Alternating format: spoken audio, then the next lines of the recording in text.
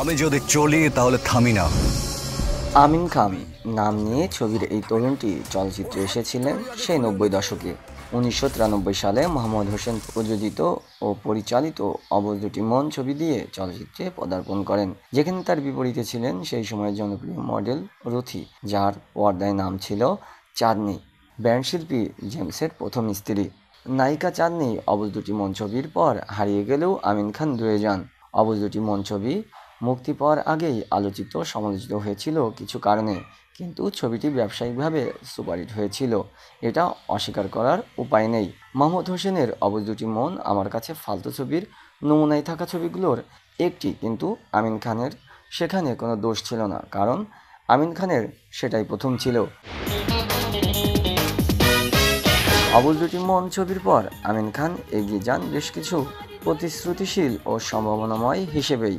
নবীন, সালমান শাহ, সানি, তরুণ, রুবেল, মান্না ও প্রবীণ জসিম, কাঞ্চন, আলমগীর, সোহেল রানার দাপটে দর্শকদের তখন আমিন খানকে নিয়ে আলাদাভাবে ভাবার অবকাশ ছিল না।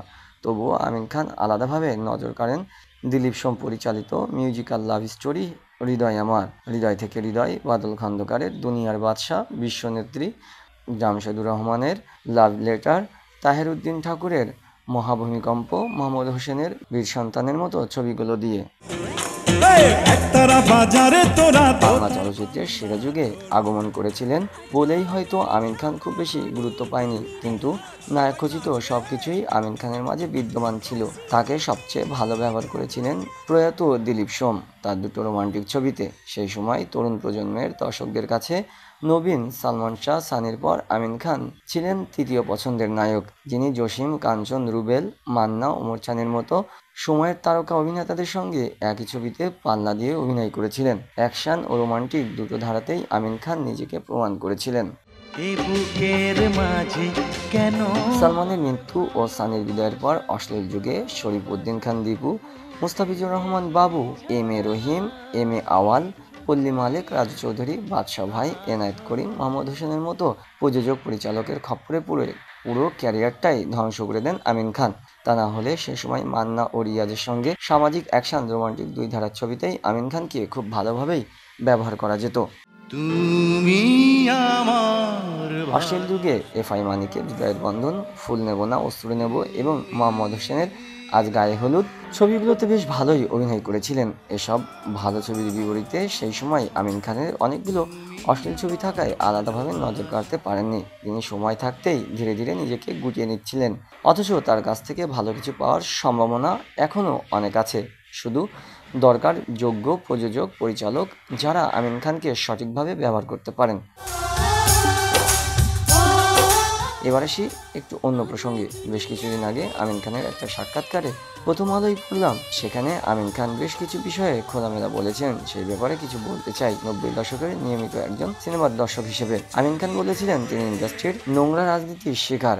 এই ব্যাপারে আমি সম্পূর্ণ সহমত। আমির খানকে নিয়ে আজ থেকে 5 বছর আগে উপরের বিস্তারিত লেখায় এই কথাটা বোঝাতে চেয়েছিলাম। সেই সময়ে সিনেমা হলে নিয়মিত দর্শক হিসেবে আমিন খানকে প্রথম দেখেছিলাম মোহাম্মদ হোসেনের অবুঝ দুটি মন সিনেমায়। ছবিটি সুদর্শন, আমির খানকে ভালো লাগলেও ছবিটি আমার ভালো লাগেনি, যদিও অবুঝ দুটি মন সুপারহিট হয়েছিল। এরপর বাদল খন্দকারের দুনিয়ার বাদশা সিনেমায় দেখি এবং প্রথম হয়েছিল সালমান শাহ ও মোরসানির মতো আরেকজন নায়ক পাওয়া গেল যাকে কাজে লাগাতে পারলে ভালো, কিন্তু তাকে সেই সময় Alamgir pictures, Ananda Mela Chalachitra, Hasnabad Kathachitra, Mousumi Kathachitra, Jamuna Films, Sunflower Movies, S S Production, জ্যামসের মতো কোনো বড় প্রোডাকশনের হাউজের সিনেমাই পেলাম না। এমনকি এজে মিন্টু, আজিজুর রহমান, কাজী হায়াত, দেওয়ান নজরুল, শিবলি সাদেক, মতিন রহমান, সোহানুর রহমান সোহান, শাহ আলম কিরণ, মমতাজুর রহমান আকবর, মনোয়ার খোকন, মালেক আফসারি, নাদিম মাহমুদ, এফআই মানিক, জীবন রহমানের মতো ব্যস্ততম ও জনপ্রিয় পরিচালকের সিনেমায় দেখতে পাইনি। প্রবীণদের মধ্যে এক দিলীপ সোম শুধু আমিন খানকে নিয়ে হৃদয় আমার ও হৃদয় থেকে হৃদয় দুটি রোমান্টিক গল্পের সিনেমা নির্মাণ করেছিলেন। তার প্রথমটি সুপারহিট আর পরেরটি ফ্লপ হয়।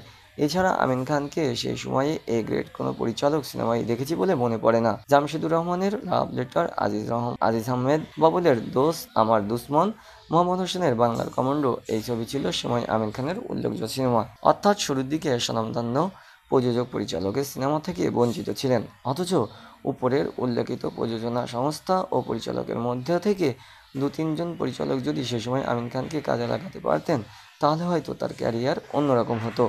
যদিও পরবর্তীতে মমতাজুর রহমান আকবর, মালেক আফসারি, এফআই মানিকের সিনেমায় সুযোগ পেয়েছিলেন, কিন্তু সেটা অনেক দেরিতে, যখন সালমান শানেই ওমর সানির বিদায় নিচ্ছেন এই সময়ে।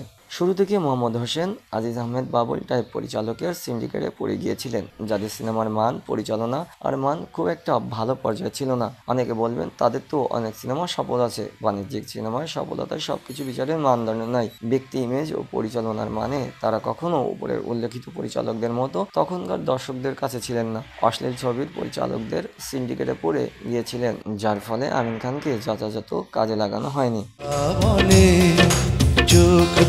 আমিন খান একই সাক্ষাৎকারে মান্নার মৃত্যুর পর প্রোডাকশন বয়দের প্রযোজক হওয়ার কথা বলেন, যা সম্পূর্ণ সঠিক, এবং এরাই ইন্ডাস্ট্রির কফিনের সর্বশেষ ব্রেকটা ঠুকে দিয়েছেন একজন নায়কের সিন্ডিকেটে গড়ে। তা না হলে মান্নার মৃত্যুর পরে তাকে কাজে লাগানো যেত।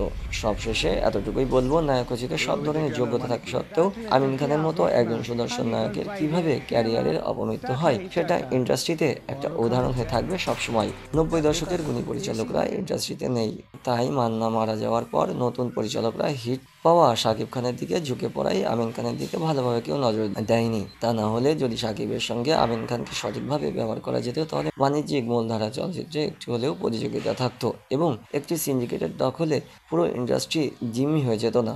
গত কয়েক বছর শাকিব খান বলয়ের একক আধিপত্য প্রতিষ্ঠা পাওয়ার পেছনে কিছু নির্মাতাদের অবহেলা, দূরদর্শী চিন্তার অভাব দায়ী, যার কুফল আজ হাড়ে হাড়ে টের পাচ্ছে মূলধারার বাণিজ্যিক চলচ্চিত্র ইন্ডাস্ট্রি। সালমান শাহ মারা যাওয়ার পর সানি ব্যর্থ হওয়ার সঙ্গে সঙ্গে নির্মাতা একদিকে যেমন মান্নাকে কাজে লাগিয়েছেন, ঠিক তেমনি অন্যদিকে রিয়াজকে কাজে লাগানো হয়েছিল, যার ফলে অশ্লীল যুগেও মান্নার কাছ থেকে আমজান, কষ্ট, তেজি, সমাজকে বদলে দাও, ভাইয়ের মতো ছবি পেয়েছিলাম। ঠিক তেমনি রিয়াজের কাছ থেকে পৃথিবী তোমার আমার, হৃদয়ের আয়না, বিদ্রোহ চারিদিকে, প্রাণের চেয়ে প্রিয়, ভালোবাসি তোমাকে, প্রেমের তাজমহল, হৃদয়ের বন্ধন, এ বদন যাবে না ছিঁড়ে, মনের মাঝে তুমি মতো চলচ্চিত্র পেয়েছিলাম। আজ অশ্লীল যুগ নেই,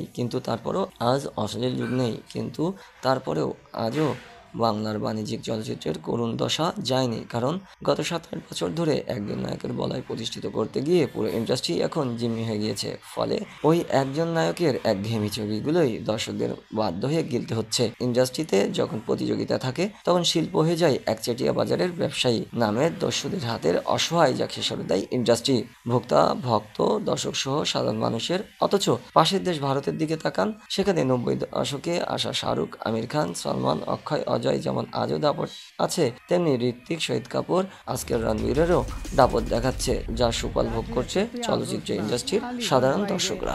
এভাবে ডেকে আনার মানে কি?